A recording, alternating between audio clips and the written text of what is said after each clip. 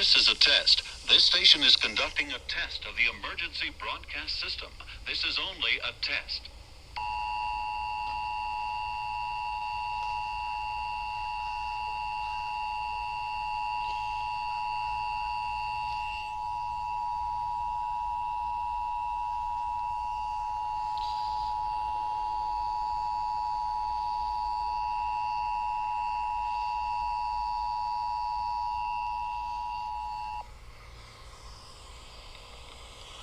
This is a test of the emergency broadcast system.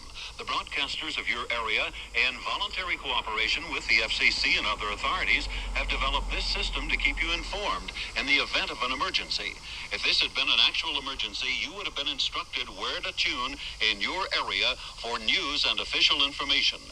This station serves the Dallas operational area. This concludes this test of the emergency broadcast system.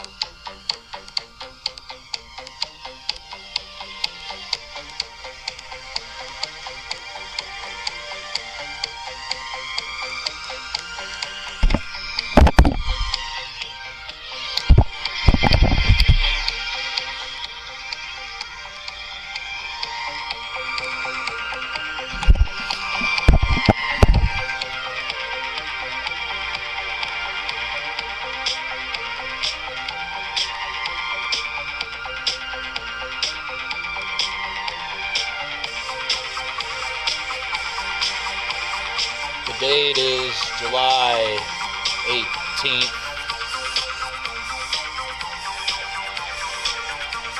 2024. Good morning, good evening, good afternoon, for whatever time you may be listening to this, from wherever you may be tuning in. This is yet another message of delivery to you, the listener.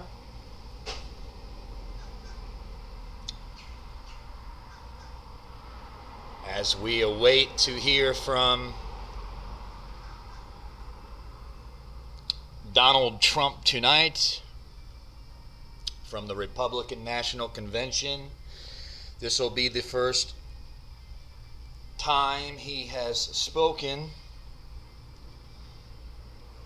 to the entire nation after his assassination staged event that took place last Saturday.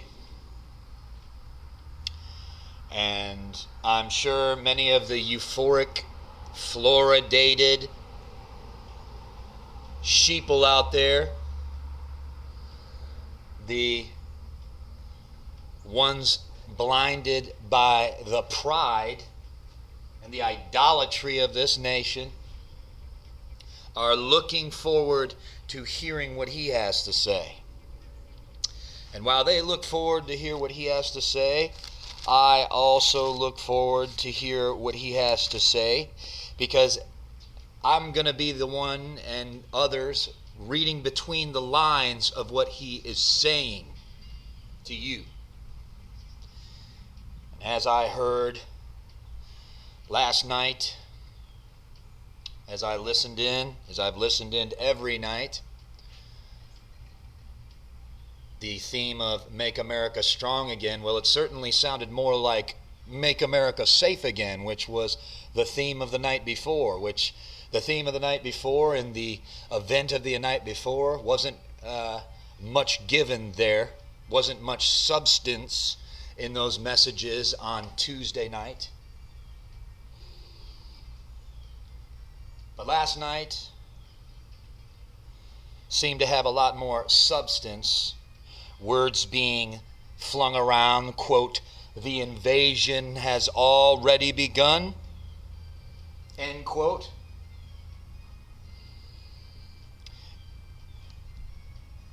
And for some, that would be a prophetic word to them. But for me, there's nothing prophetic about it because the invasion had begun a long time ago. You see, they act as if this border situation is some type of new thing. But this border situation has been going on for a very long time. It's been going on for over 30 years, people. When are you going to pull the wool from over your eyes and understand this border situation is nothing new? They are only heightening it because they are ready to execute their plan. They want you to feel unsafe in your own country. They want to blame things on, like I heard last night, on drugs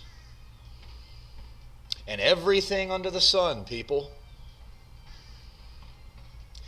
But I'm sure little did you know that part of those drugs coming in is done by your own government. Did you know that?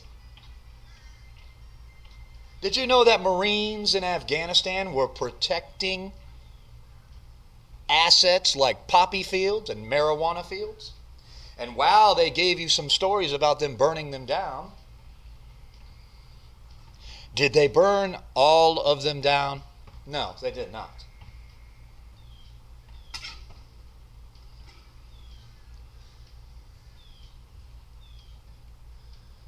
And so why do I bring that up? Well, because that's important, because they're using that and have been using that as a tool for a heightened police state. That's why you have all these agencies, the FBI, the ATF, the CIA, the Secret Service, the Department of Homeland Security.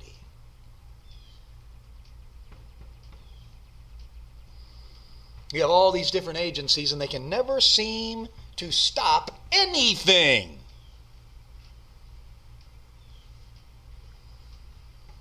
And yet they're the most heavily funded agencies in the entire world.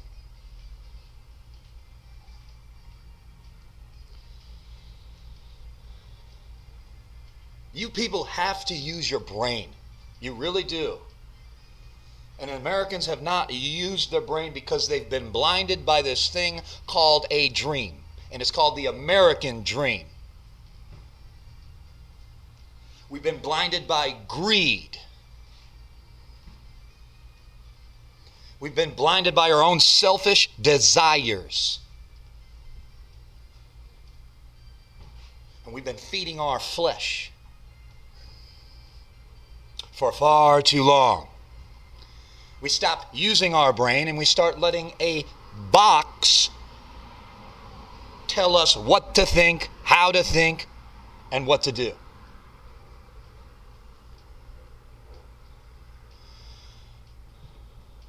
The first step to getting free, the first step to becoming deprogrammed would be to take every television in every house and take it and put it in a pile and burn it. Because the second that thing got into the American home, that was the beginning of the destruction of the family. And we see the thing replayed out today through these phones, these iPhones, and all these other things that we use. I see parents all the time just give their kid the iPhone and just leave them be. Let the iPhone teach them. Let the programming teach them. That's what we've become in America. That's why you see little 12-year-old kids and 10-year-old kids walking around with iPhones. I see it all the time. When I'm driving, A group of kids get off a school bus, and every single one of them has an iPhone or some kind of Android device. And these things not ought to be so, people.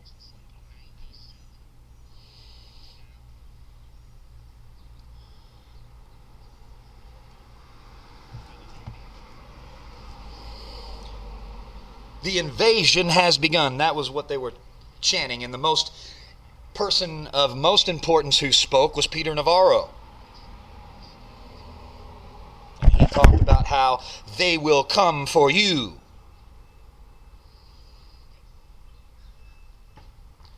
And then he quoted, they are already coming for you.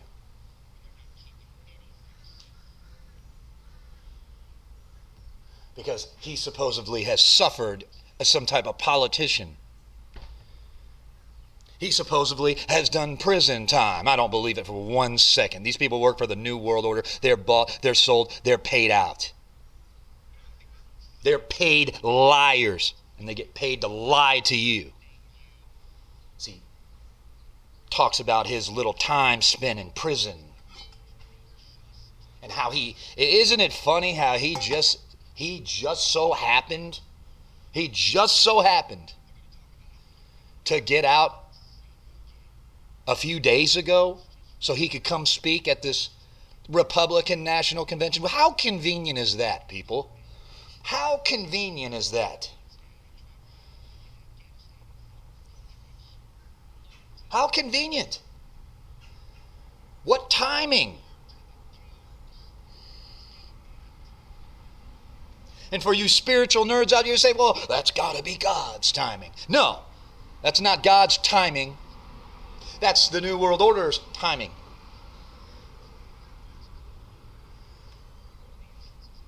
That's the timing of a great liar and a great magician right there.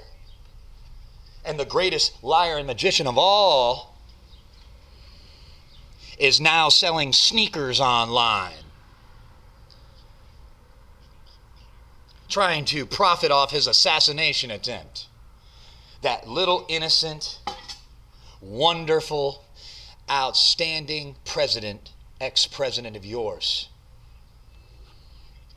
And I don't call him mine because I'm not for any of these people. Because these people are all sellouts. These people are all traitors. These people have committed treason against the United States of America. Whether you want to believe it or not, you can keep ignoring it. You can keep pretending. You want to live in a lie, you go right ahead. I ain't going to live a lie, though. I'm not going to live a lie.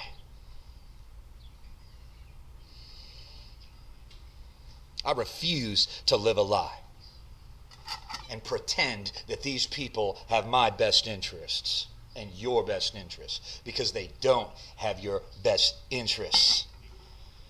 They have interests of enslaving you. They have interests in hurting you. You're nothing but cattle to them. You're nothing but a steak on the table to them. You're nothing but a sucker and a loser, as Donald Trump has stated about our military before. That's what he thinks about you. And yet you'll buy this crap. You'll eat this crap up. You'll love every second of it. You're going to be euphoric in a euphoric state just like the rest of everybody else. They were in a much euphoria when charismatic leaders like Adolf Hitler took the scene, weren't they?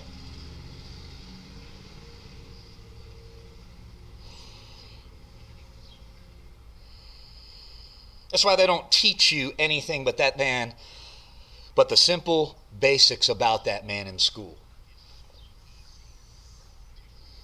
Because these people rewrite the history. They're the ones that write your history books. They're the ones that write your school textbooks. When are you going to wake up?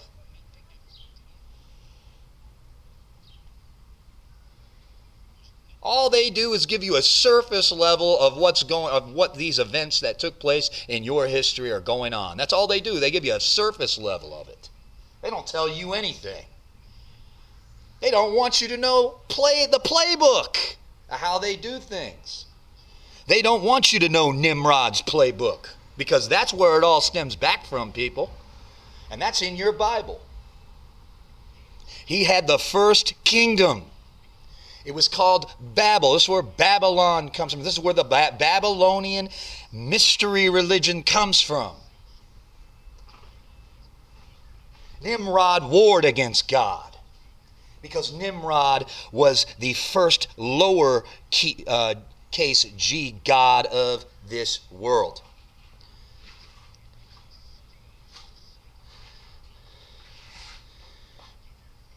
He was the first occultist.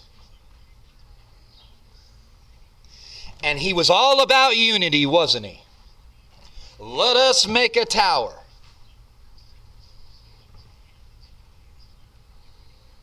Let us do this. Let us do that. And you know what God saw that as? He saw it as evil. You know what God did? He came down and he confounded them. He confounded Nimrod's kingdom.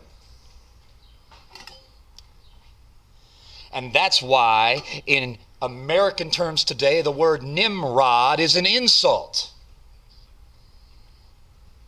And that's what Donald Trump and Joe Biden and all these liars are. They're a bunch of Nimrods, a bunch of idiots.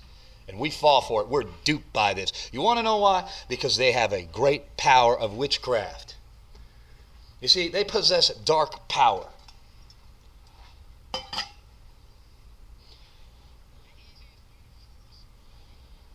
But it has no match for the power of God. It has no match. As I stated before in the book of Daniel, the magicians, all the occultists, if you will, came before Nebuchadnezzar. But it specifically said that the men of God were 10 times wiser. We surely don't act like it today, do we? The children of this world are wiser than the children of light today.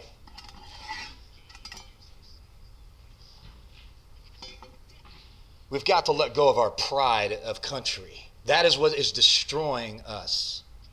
Pride. It's in our faces. But we say we got to get our pride back. How could that be? And how could you be a Christian and hear that and be okay with that? We don't need to get any kind of pride back. We need to humble ourselves before we're destroyed.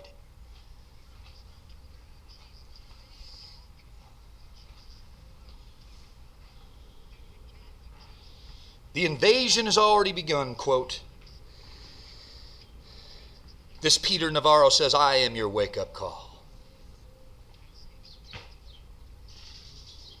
They try to put themselves as if they're the wake-up call. They try to put themselves in this place like they're some type of hero, and I'm going to keep telling you, people, there are no heroes. There's only one hero that I know of, and his name is Jesus Christ. There's only...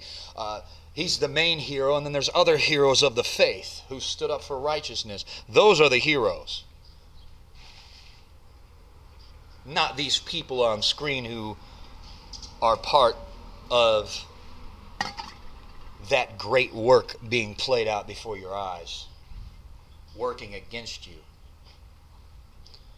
trying to bring in the beast system.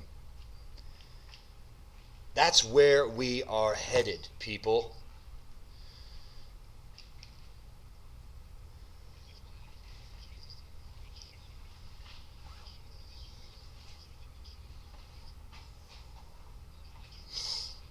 That's where we're headed. It starts with conquest.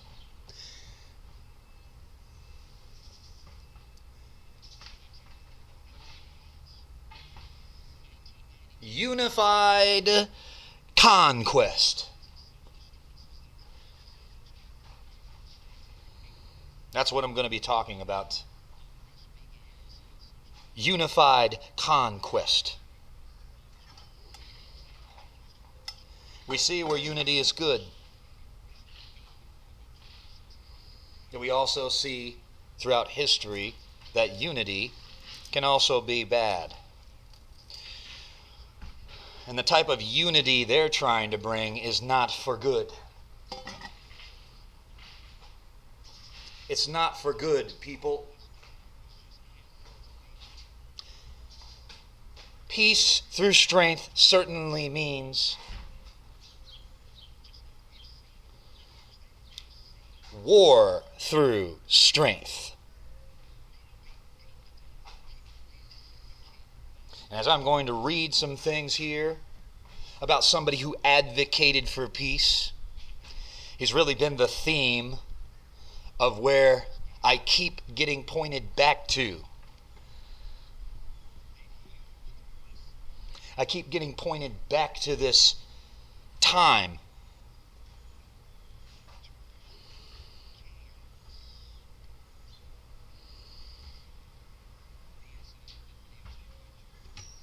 I keep getting pointed back to this part of history, which is more recent than we acknowledge. It's very recent. It's not that long ago, people.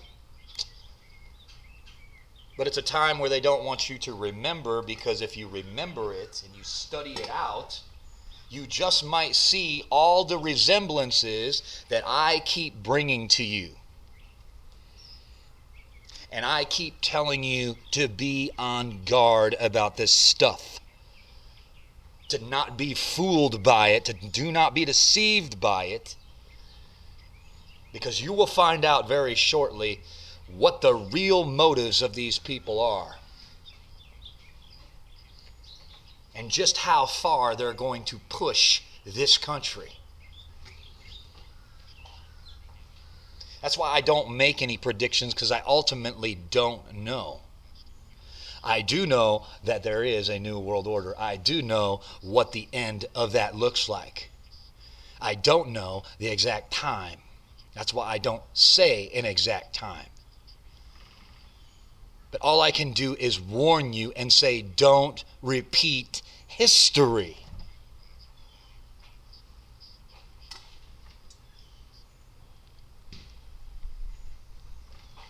That's what I'm guarding against. Repeating history. And so conquest. Unified conquest. What is that? What does that sound like? What does unified conquest sound like today?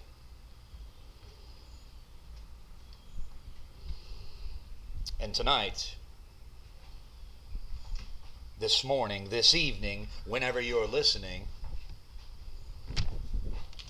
you're going to figure it out if you have an ear to hear what unified conquest sounds like.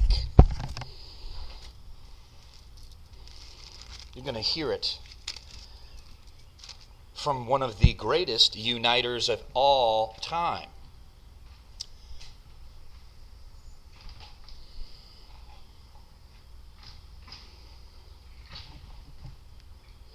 But before I get into that,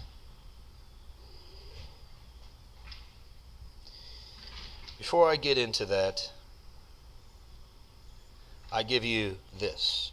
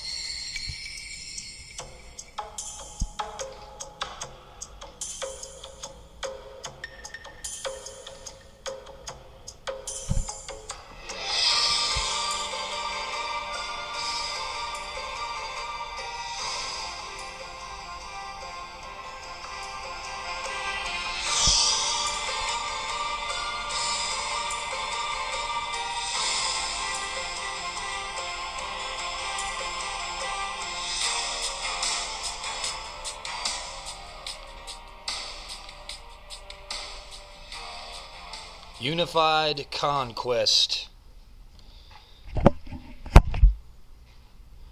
There's been many conquests from many leaders throughout history.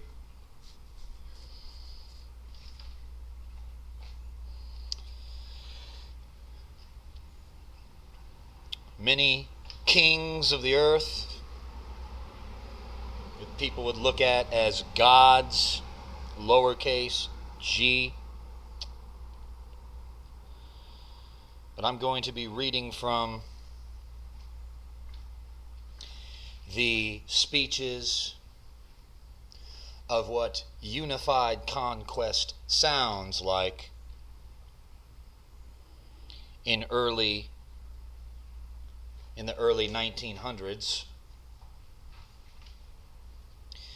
February 1st, 1933 to be exact.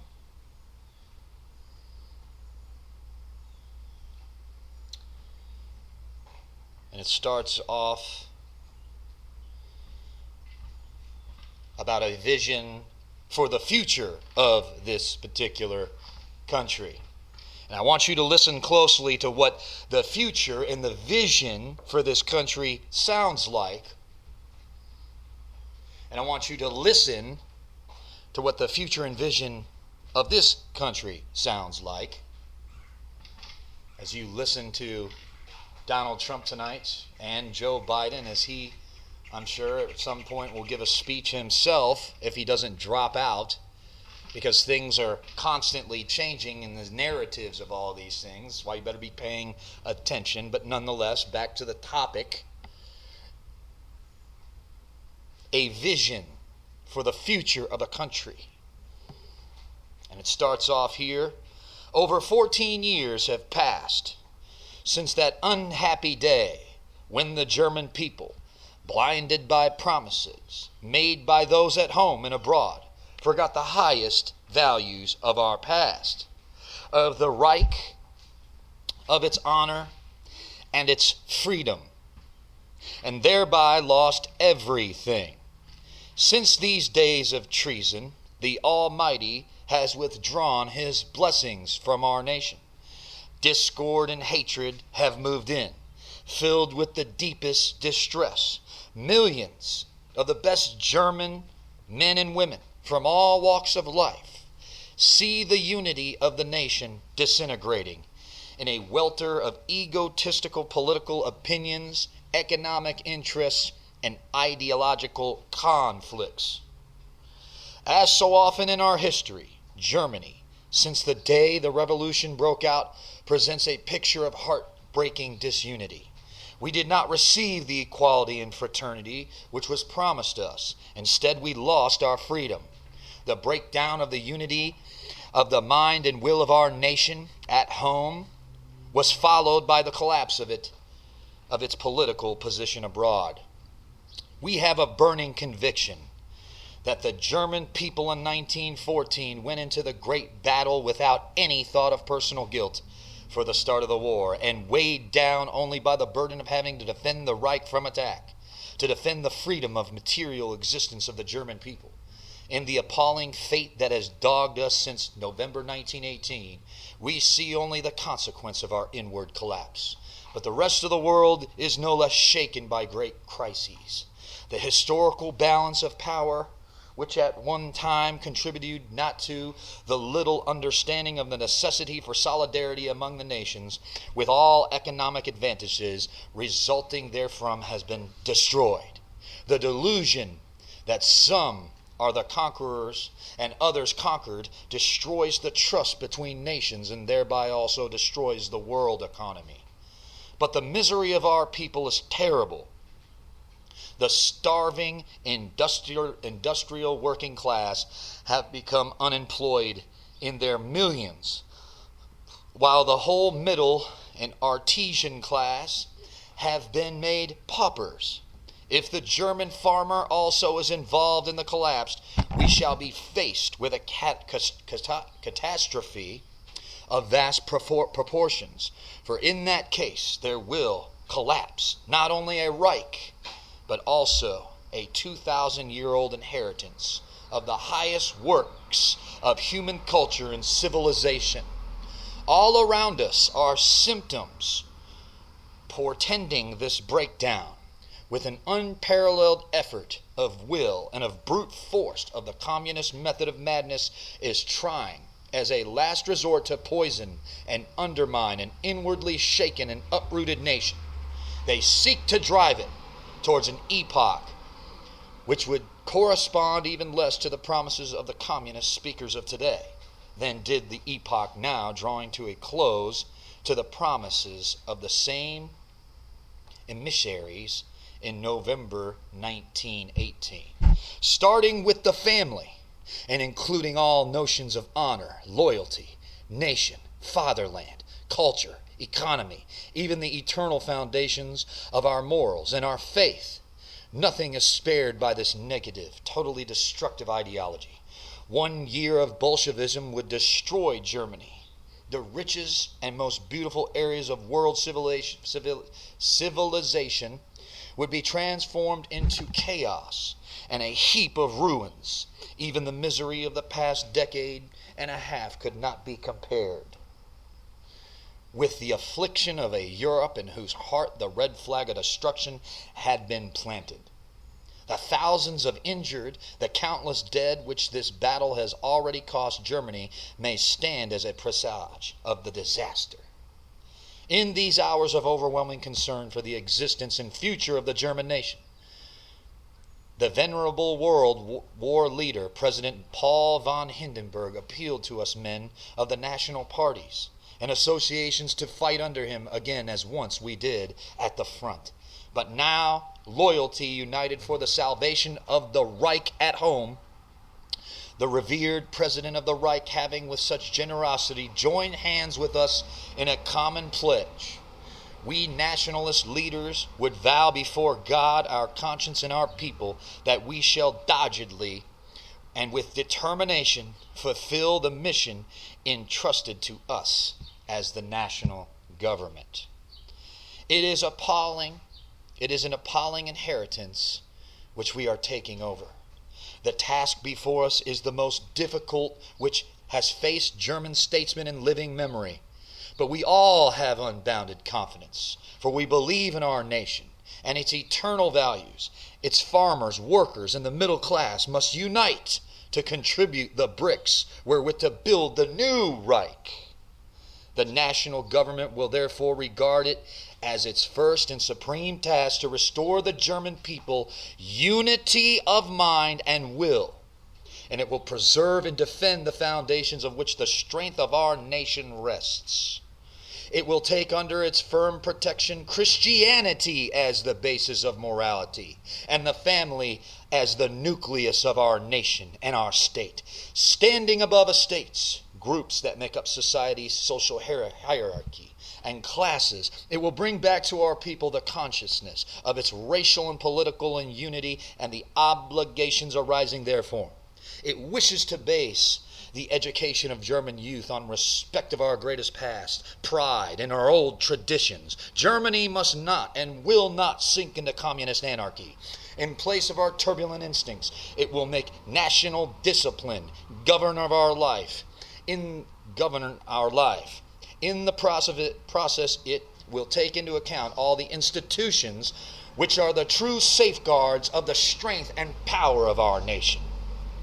The national government will carry out the great task of reorganizing a national economy with 2 big 4-year plans. Saving the German farmer so that the nation's food supply and thus the life of the nation shall be secured. Saving the German worker by massive comprehensive attack on unemployment. In 14 years, the November parties have ruined the German farmer. In 14 years, they created an army of millions of unemployed. The national government will carry out the following plan with iron resolution and dogged perseverance. Within 4 years, the German farmer must be saved from pauperism. Within 4 years, unemployment must be completely overcome. Our concern to provide daily bread will be equally a concern for the fulfillment responsibilities of society to those who are old and sick. The best safeguard against any experiment which might endanger the currency lies in economical administration. the promotion of work, and the preservation of agriculture, as well as in the use of individual narrative.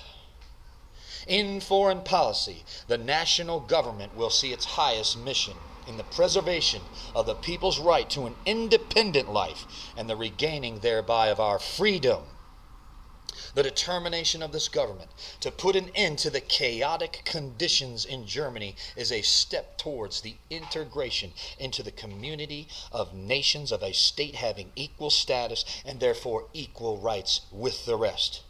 In so doing, the government is aware of its great obligation to support, as the government of a free and equal nation, the maintenance and consolidation of peace, which the world needs today more than ever before.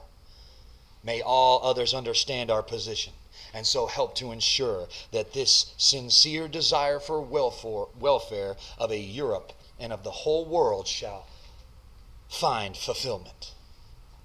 Despite our love for our army as the bearer of our arms and the symbol of our great past, we should be happy if the world, by restricting its armaments, made unnecessary any increase in our own weapons. But if Germany is to experience political and economic revival and conscientiously to fulfill its duties towards other nations, a decisive act is required. We must overcome the demoralization of the Germany by the communists. We men of this government feel responsible to the German history for the reconstitution of a proper national body so that we may finally overcome the insanity of class and class warfare. We do not recognize classes, but only the German people, its millions of farmers, citizens, and workers who together will either overcome this time of distress or succumb to it.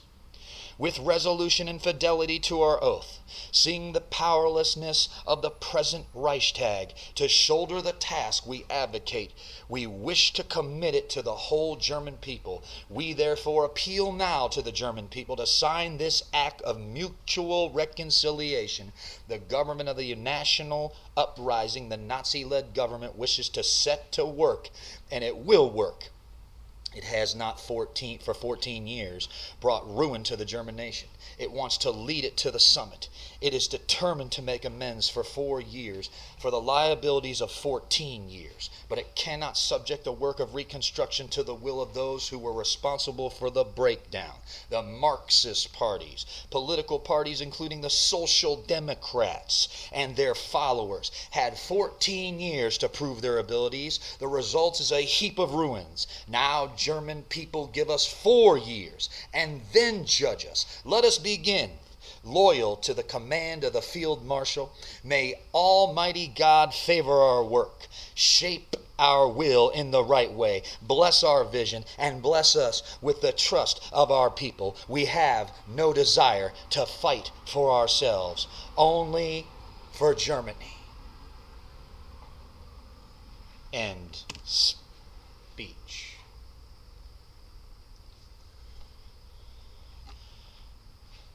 Now, if you listen to all that, first and foremost, if you listened to all that and you don't understand what is going on with that message from one of the most wicked men to ever walk the face of the earth, one of the most evil men to ever walk the face of the earth, if you don't understand what is being portrayed there, you need to go back and read it until you do. Because this very thing coming out of this man's mouth on February 1st, 1933, within what I just read there, is exactly the same thing of what you're hearing today. Notice how he said it was the Social Democrats and Marxists. That's who he was pointing his finger at. That's who Hitler was pointing his finger at. The Social Democratic Marxists are the cause.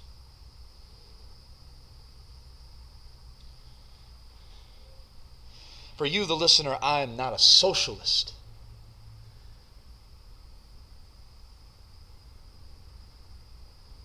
But what I'm trying to tell you is that there is a playbook at work here. There always has been.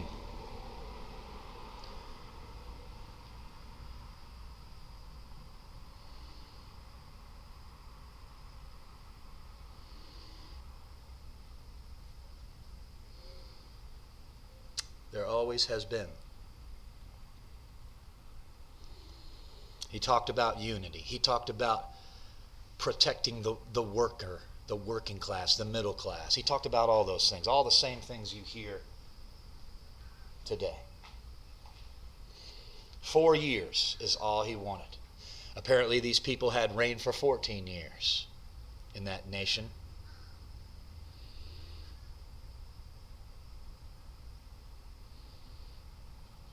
And that's how this works. They bring in a hero.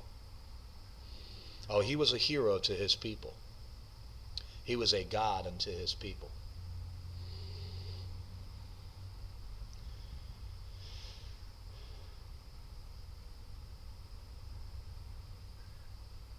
And it led to the mass sacrifice of millions of people. Satanic sacrifice as they burned human beings to their pagan gods that they worshipped. Yes, Hitler was an occultist. Hitler was a priest of the mystery schools.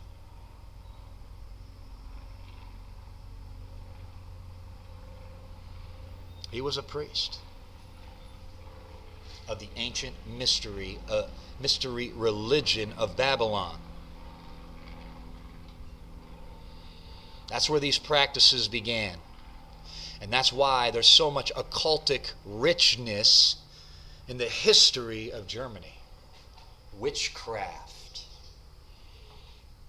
And that's why this land has been plagued with witchcraft. And that's why through Operation Paperclip, the United States of America brought these scientists over here to learn and get educated, because it's always been about a one world socialist totalitarian government, because it's always been about doing the devil's work.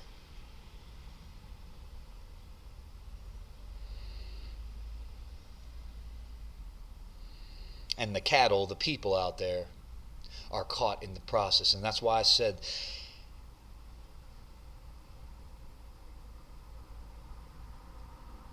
what they believe does matter, because it affects you and your family.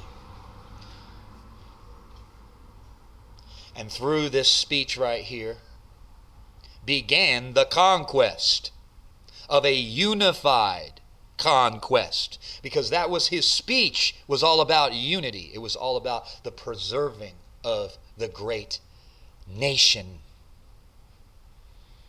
the preservation.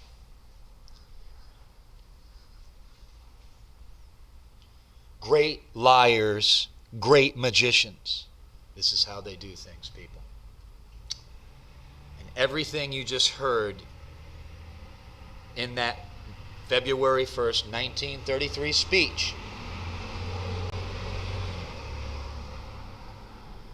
and all the things that were going on at that time that Germany had been through, are the same things today, with the same rhetoric and the same finger pointing.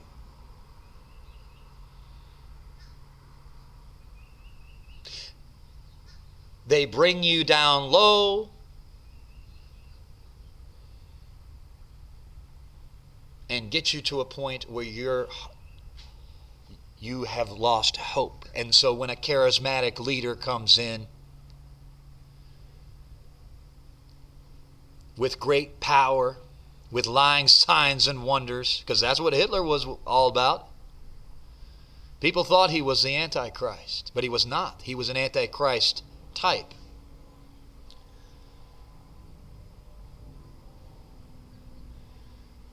But as you heard in that speech, he propagated Christianity. He talked about it. He talked about holding to great morals, while in secret, he was immoral and wicked.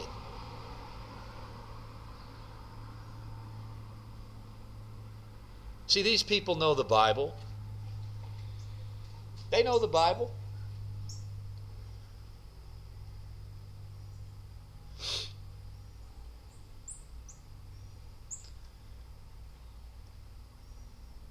And they know how to capitalize off certain things, certain blessings that God inalienably gives people who do things His way. In that regard, I can just name one thing that I'm talking about when I'm speaking on that, and that is a man shall be joined to his wife, they shall become one flesh. Be fruitful and multiply. He'll bless that. He'll bless that for anybody.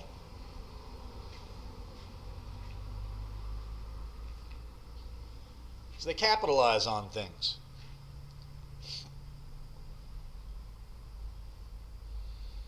Oh, but he had those people in a spell, did he not? As he talked about unity, talked about peace.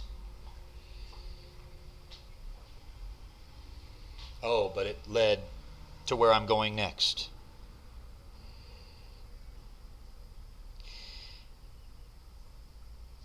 It led to where I'm going next.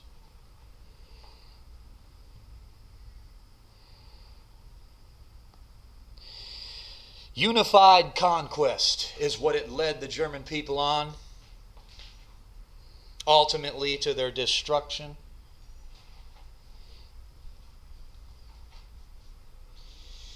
A blind leader of the blind.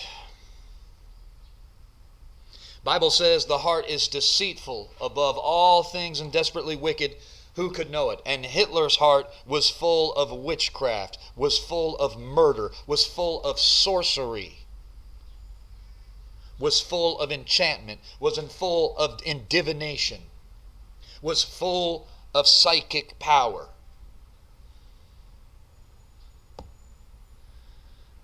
Was full of lies and deceit and hatred.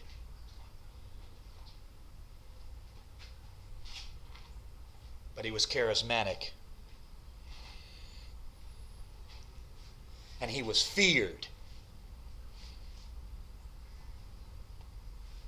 Isn't that usually how it goes with these wicked men who are set up in high places throughout our history, throughout the history that you know? Throughout the history that I encourage you to go look into, because they don't talk to you about these things. When you go through the school system, the government school system, they don't talk about these things. And they're not going to talk about these things. Because they use the same playbook throughout time. And it has to do with the occult. It has to do with these Babylonian practices.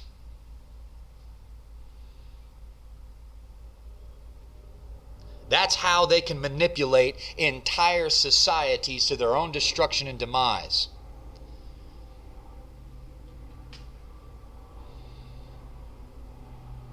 Through these satanic, demonic practices. These are part of the spiritual wickedness in high places.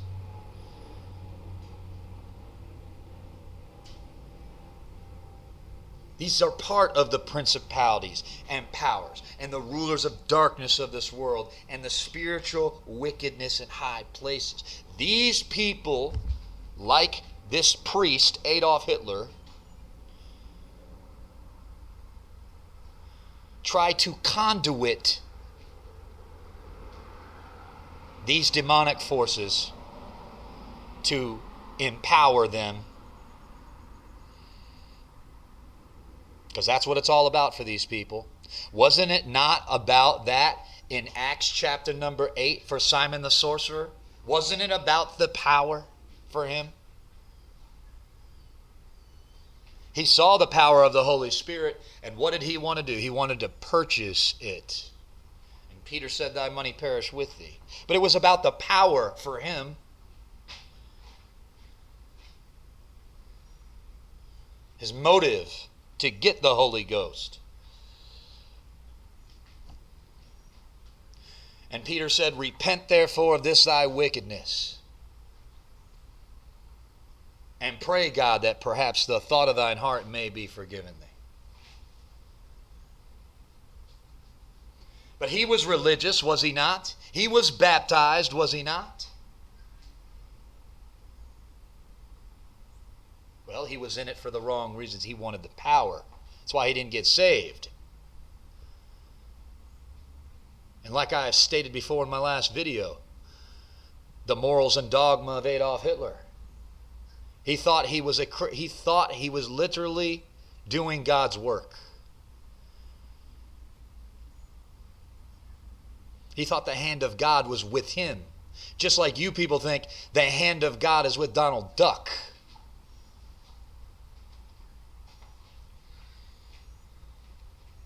And Donald Trump is known to have a copy of Mein Kampf by his bed. And his ex-wife told him, the news media, about that.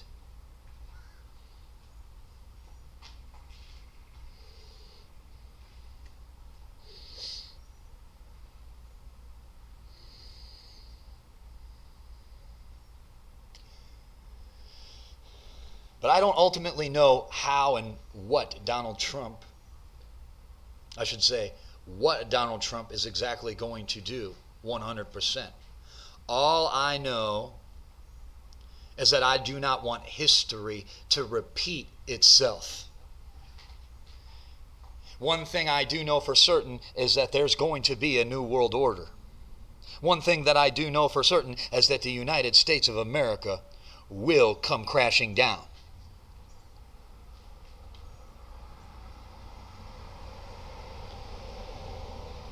Because we continue to sacrifice children by the masses. We've done worse than Nazi Germany. We sacrificed 70 million or more babies on the altar of Moloch, just like the Nazis sacrificed millions of Jews to Moloch as they burned them in the fire. You people wake up. What do you think they were practicing that for? Just because they felt like that was what they wanted to do? They just wanted to torture people like that? No. They burned them in the fire, just like in the scriptures. These people sacrificed people to their pagan gods to bring power, demonic power, to themselves. People, wake up. Unified conquest throughout history has brought out the worst of man throughout history. From Nero to Nimrod to Adolf Hitler.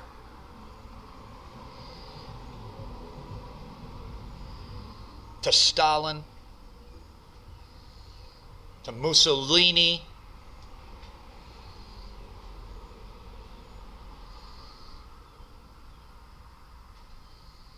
members of the secret societies, the mystery religion of Babylon.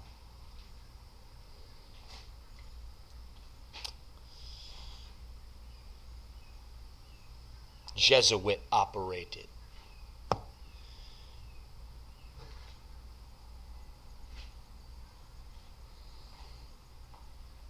And so you see the beginning of the conquest there. How it all began for Germany. And there was a lot that happened, that took place for Hitler to get to that point.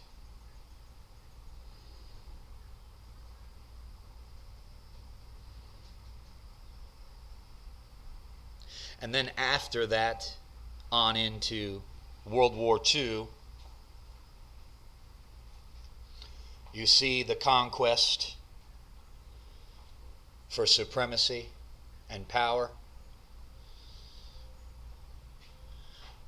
continue, with many people losing their lives, many German people deceived by this man, losing their lives.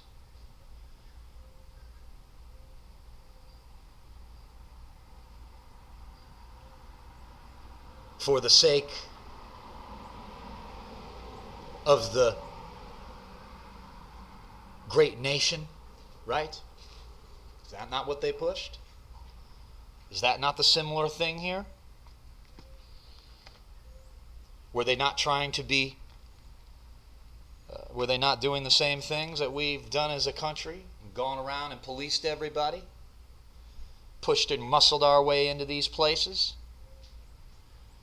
Just like Hitler did in Warsaw, Poland?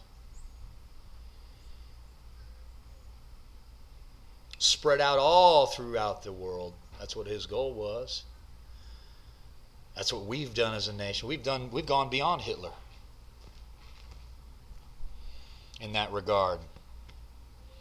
We're all spread out throughout the world as a superpower.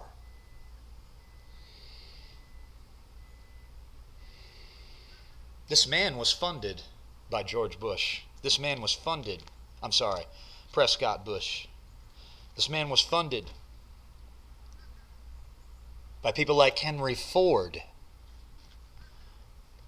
Things you didn't know about. Things that are you're probably going to write off immediately, but you'll never go investigate it.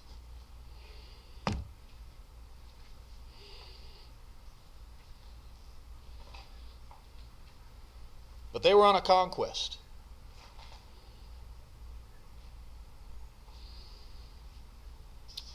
A unified conquest.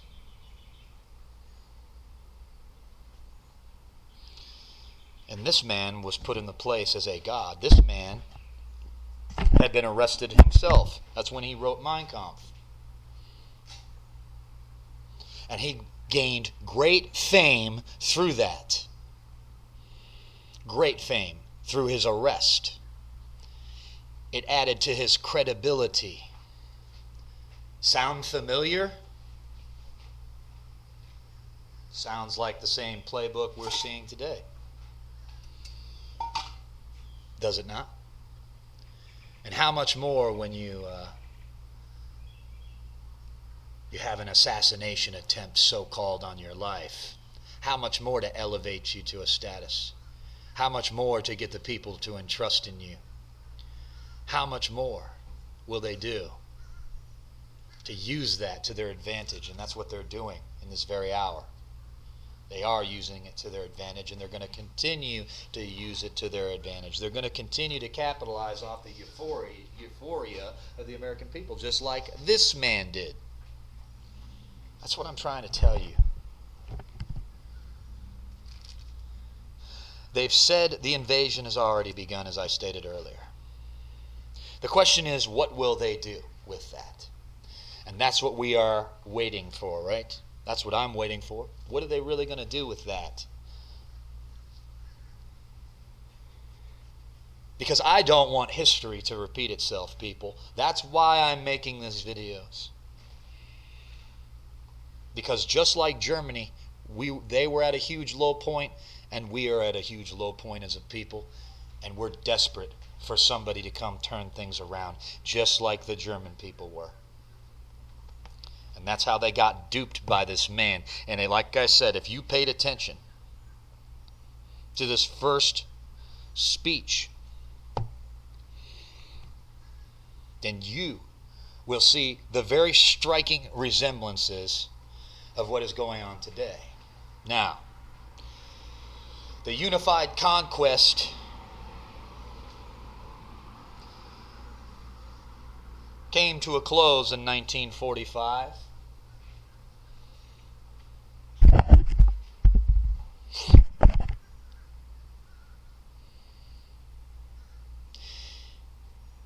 In which one of the very last messages to the German people was given on January 30th, 1945. And now I'm going to read that to you. I want you to pay attention to it. Like I said, with the first speech, go back and read it again and again and again until you get it. Compare it to what you'll hear tonight and in the coming days.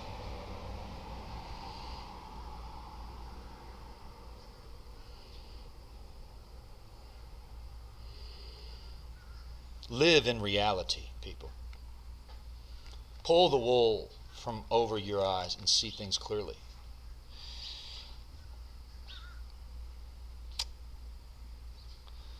January 30th, 1945, until victory won. Germans, compatriots, National Socialists, 12 years ago, when, as the leader of the strongest party, I was entrusted by the deceased Reich President, Field Marshal Paul von Hindenburg, with the office of Chancellor of Germany, found herself faced with the same situation internally as the one that today faces it externally. The forces of economic destruction, the annihilation of the Versailles Dictate, led to the situation that had gradually become a permanent one, namely the existence of almost 7 million unemployed, 7 million part-time workers, a destroyed farmers' class, a ruined industry, a commerce that had become correspondingly prostate. The German ports were nothing but ship cemeteries. The financial situation of the country threatened at any moment to lead to a collapse, not only of the state, but also of the provinces and the community and of the communities. The decisive thing, however, was this: behind the methodical destruction of Germany's economy, there stood a specter of Asiatic Bolshevism. It was there then just as much as it is there today. In the years before our assumption of power, the bourgeois world was incapable of opposing this development effectively on a small scale, just as it is incapable of doing so today on a large scale. Even after the collapse of the 1918, this bourgeois world had failed to realize that an old world was vanishing and a new one being born, and that there is no use in supporting and thus artificially maintaining what has been found to be decayed and rotten, but that something healthy must be substituted for it. A social structure that had become obsolete had cracked, and every attempt to maintain it was bound to fall.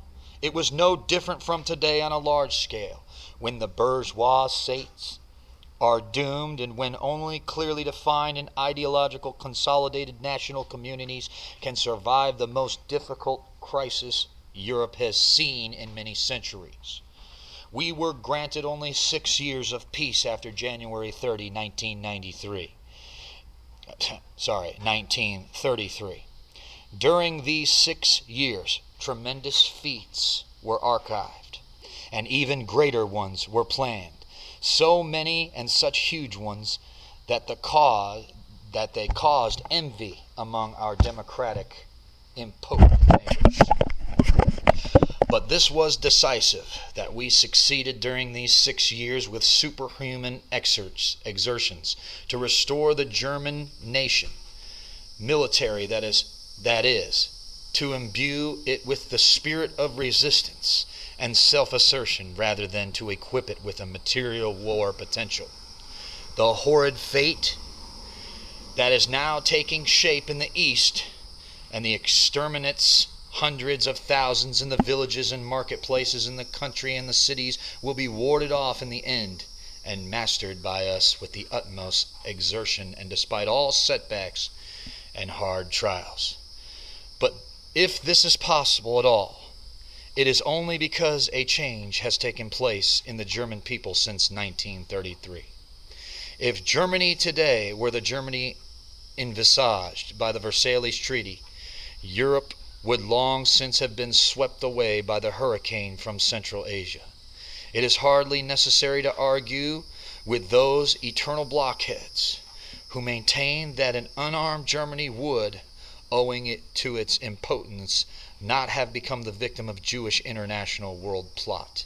Such reasoning would amount to a reversal of all laws of nature.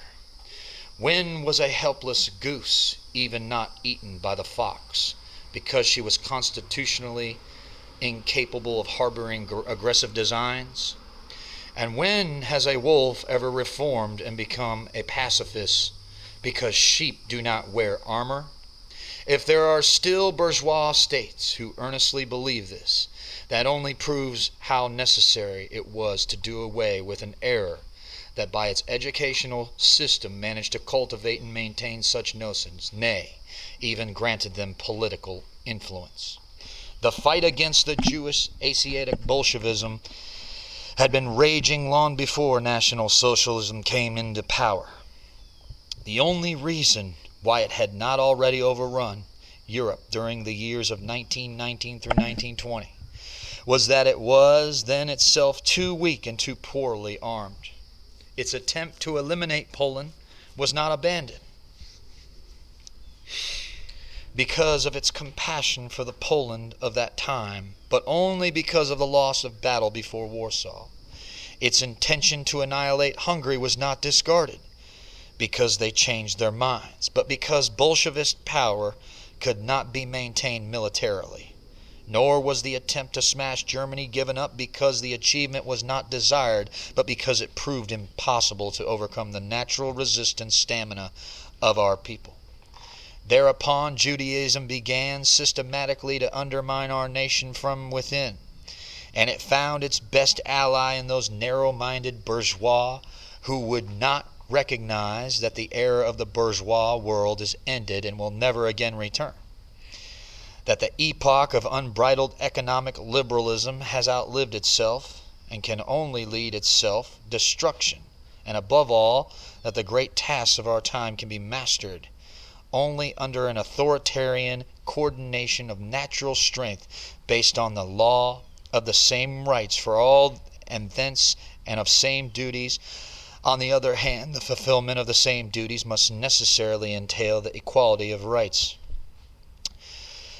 The National Socialism, in the midst of the gigantic economic, social, and cultural reconstruction work, has also educationally given to the German people that armor without which no military values can be created.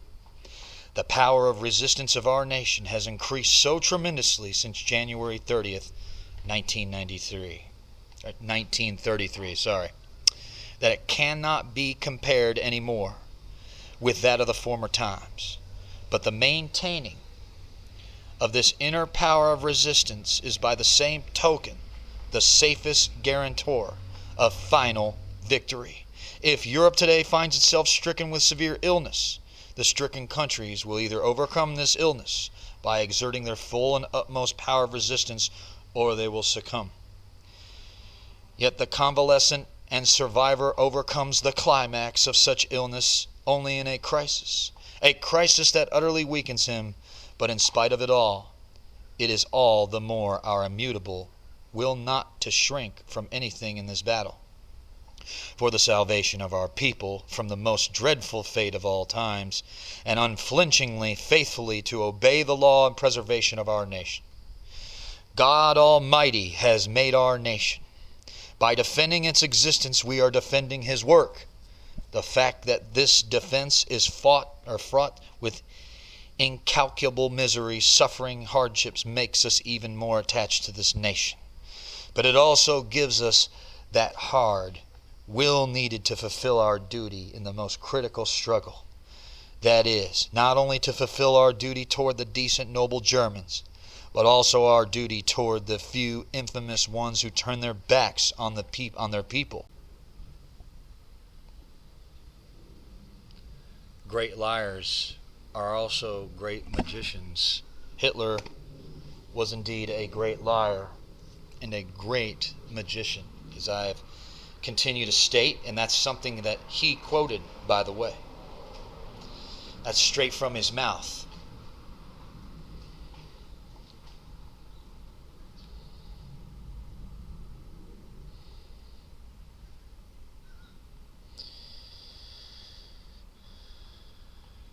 It's very, very, very dangerous.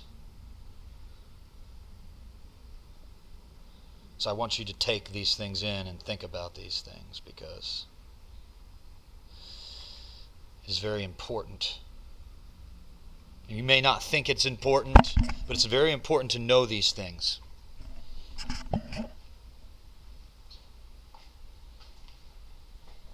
Because they will go at great lengths to get victory. That's all they care about. That's another quote by Adolf Hitler.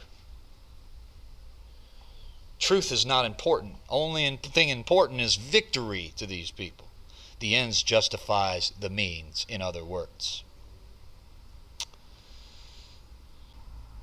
So it's just a good time to pause to take in what's being said here.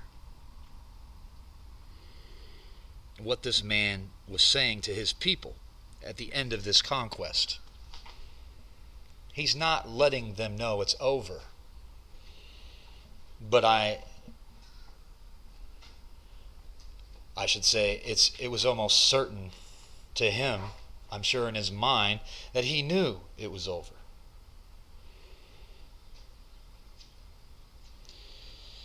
That he knew it was over.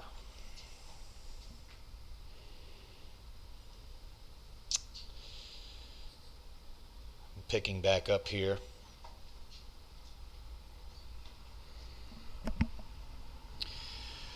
The National Socialism succeeded in awakening and strengthening this spirit in our German people. It is a great achievement. Only when this mighty world drama will have died away and the bells of peace are ringing with realization come of what the German people owes to the spiritual renaissance. No less than its existence in this world. Only a few months and weeks ago, Allied statements openly outlined the German fate. Thereupon they were warned by some newspapers to be more intelligent and rather to promise something, even though nobody intended to keep this promise later. As an inexorable nationalist socialist and a fighter for my people, I now wish to assure these statesmen once and for all that every attempt at influencing National Socialist Germany through slogans, lies, and distortions presupposes the simple-mindedness unknown to the Germany of today. The fact that political activities and lies are inextricably linked in a democracy is of no consequence. Decisive is that every promise given by these statements to a people is today quite meaningless because they are not in a position ever to fulfill any such promise. This is as if one sheep promised another sheep to protect it against a tiger. I herewith repeat my prophecy. England will not be in a position to control Bolshevism, but her development will unavoidably evolve more and more toward the symptoms of this destructive disease. The democracies are unable to rid themselves now of the forces they summon from the steppes of Asia. All the small European nations who capitulated, confident of Allied assurances, are facing complete annihilation. It is entirely interesting.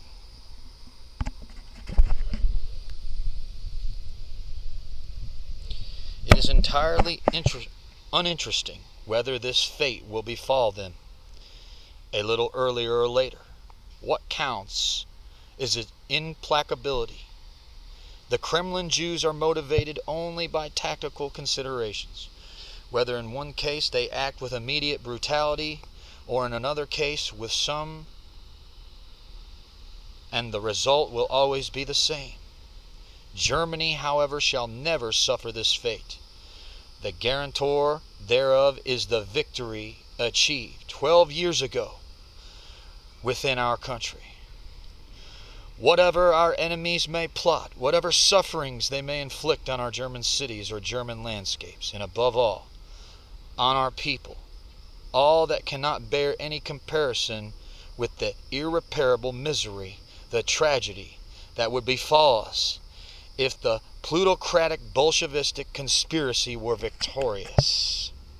Therefore, it is all the more necessary on this 12th anniversary of the rise to power to strengthen the heart more than ever before, and to steel ourselves in the holy determination to wield the sword, no matter where and under what circumstances, until final victory crowns our efforts. On this day, I do not want to leave any doubt about something else. Against any entire hostile world, I once chose my road according to my inner call, and strode it, as an unknown and nameless man, to final success. Often they reported I was dead, and always they wished I were. But in the end I remained victor in spite of all. My life today is with an equal exclusiveness determined by the duties of incumbent on me. Combined they are but one, to work for my people, to fight for it. Only He can relieve me of this duty who called me to it. It was in the hand of the Providence to snuff me out by the bomb that exploded only 1.5 meters from me on July 20th, and thus to terminate my life's work, that the Almighty protected me on that day. I consider it a renewed affirmation of the task entrusted to me. In the years to come, I shall continue on this road, uncompromisingly safeguarding my people's interests, oblivious to all misery and danger, and filled with the holy conviction that God the Almighty will not abandon him who during all his life had no desire but to save his people from a fate it had never deserved, neither by virtue or of its number nor by way of its importance. Therefore, I now appeal to the entire German people, and above all to my old fellow fighters, and to all the soldiers to gird themselves with yet greater, harder spirit of resistance, until we can again, as we did before, put on the graves of the dead of this enormous struggle a wreath inscribed with the words, "And yet you were victorious." Therefore, I expect every German to do his duty to the last, and that he will be willing to take upon himself every sacrifice he will be asked to make. I expect every able-bodied German to fight with the complete disregard for his personal safety. I expect the sick and the weak, or those otherwise unavailable for military duty, to work with their last strength. I expect city dwellers to forge the weapons for this struggle, and I expect the farmer to supply bread for the soldiers and workers of this struggle by imposing restrictions upon himself. I expect all women and girls to continue supporting this struggle with the utmost fanaticism. In this appeal I particularly address myself to German youth, in vowing ourselves one another. We are entitled to stand before the Almighty and ask Him for His grace, His blessing. No people can do more than that everybody who can fight fights, and that everybody who can work works, and that they all sacrifice in common, filled with but one thought: to safeguard freedom and national honor, and thus the future of a life. However grave this crisis may be at the moment, it will, despite everything, finally be mastered by our unalterable will, by our readiness for sacrifice, and by our abilities. We shall overcome this calamity, too. And this fight, too, will not be won by Central Asia, but by Europe. And its head will be the nation that has represented Europe against the East for 1,500 years, and shall represent it for all times. Our greater German Reich, the German nation.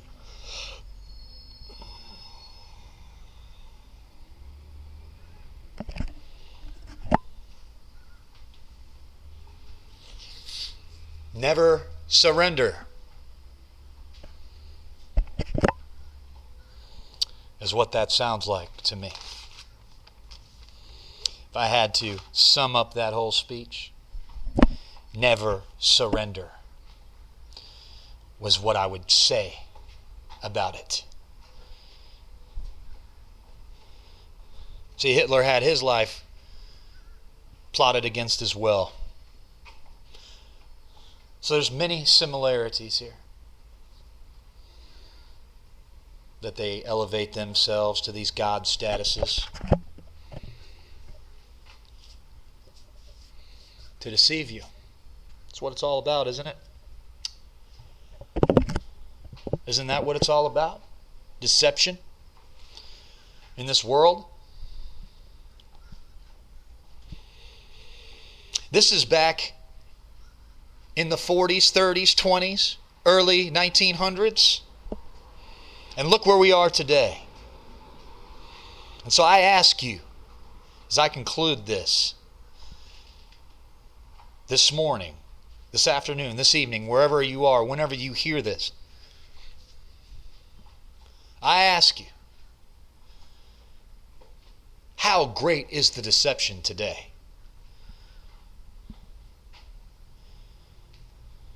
How great is it today?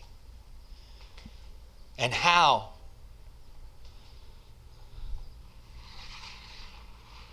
ignorant will we be towards the history of things like what I've been reading and the things I've been talking about? How ignorant can we be towards it when we know there's great deception, when they know there's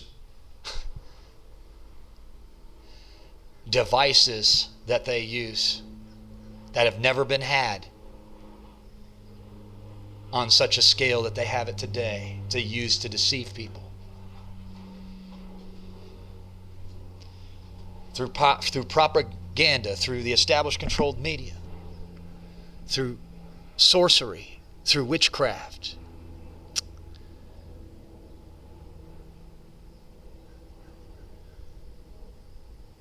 And through masters of the craft, these great liars, these great magicians.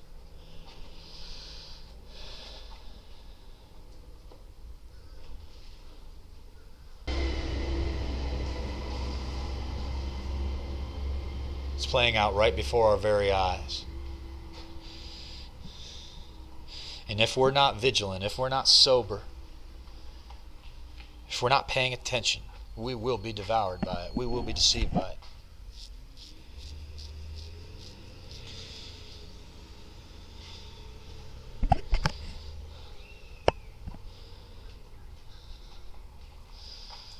And my hope is that people will not be deceived by it. That they will wake up to it. That they will start asking questions and stop believing every word and being simple. Start asking questions about these things, people.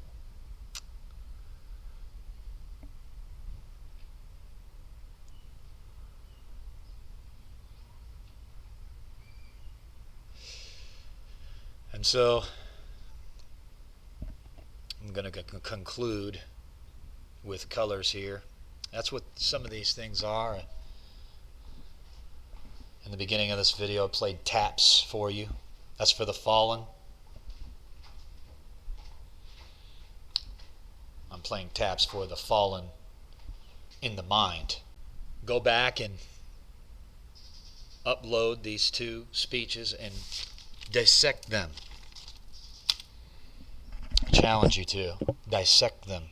Or use this video and pause it and go through it that way. But either way, dissect these two speeches. February 1st, 1933, Hitler's radio broadcast to the German people. January 30th, 1945, another broadcast to the German people. I challenge you to go and listen to these two speeches that he gave. Because it was all about unified conquest. And it was all about the ends justifying the means. And it was all about never surrender, no matter what happens. Never surrender. The downfall of a deceived people.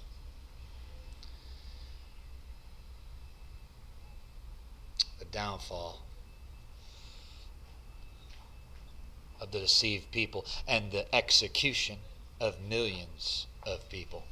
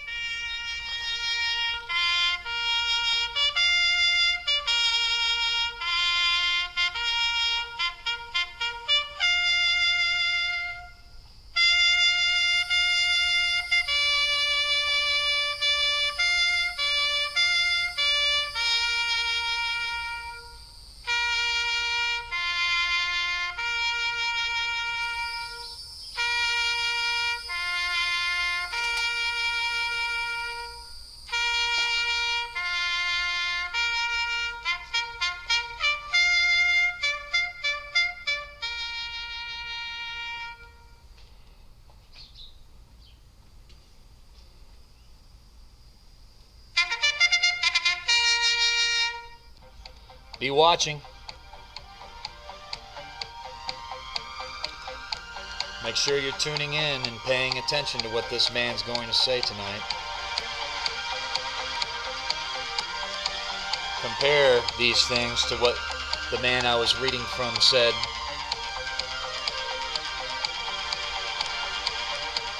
Don't be deceived out there, people.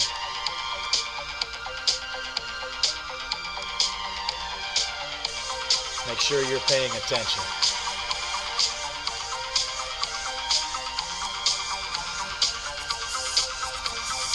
As always, I wish you well. I really do. I wish you well.